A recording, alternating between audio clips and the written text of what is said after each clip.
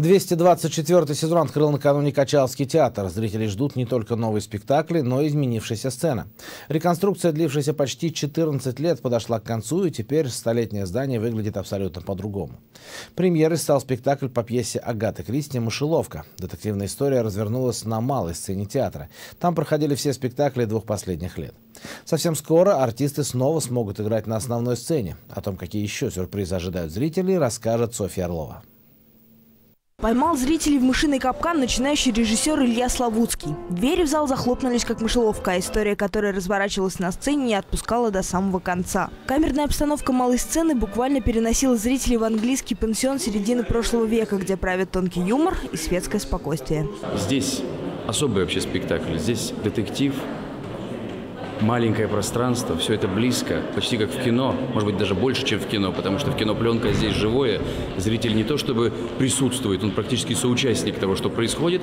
Все это требовало очень глубокого проникновения и очень простого внешнего выражения всего этого, потому что никто не должен догадаться, кто есть кто. Готовили спектакль почти 1,5 года. 8 характеров, 8 историй сохраняют напряжение и интригу до последней секунды. И неудивительно, спектакль «Мышеловка» поставлен по одноименной пьесе королевы детектива Агаты Кристи.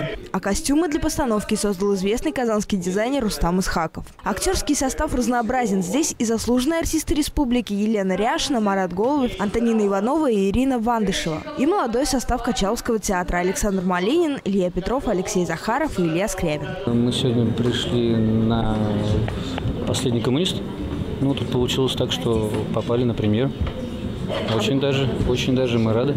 Но премьерным станет не только новый сезон, но и отреставрированное здание театра. Совсем скоро большая сцена откроется для зрителей, а пока там проходят репетиции нового спектакля «Безумный день» или «Женитьба Фигаро» в постановке художественного руководителя Качалского театра Александра Славутского. У нас весь сезон будет новинки. Значит, первое, мы сейчас готовимся к переходу на большую сцену, возврату, так сказать, на большую сцену, на старую новую сцену. Значит, вот после реконструкции 7-го была такая презентация последнего, 3-го этапа реконструкции, предпоследнего. А сейчас идет оснащение с оборудованием всех служб наших технических. Отметят реконструкцию праздничным вечером на Васильев-Качаловском, который пройдет в ноябре. В виде спектакля зрителям покажут, как проходила реставрация театра на протяжении почти 14 лет. Софья Орлова, Айрат Мухамедзянов, столица.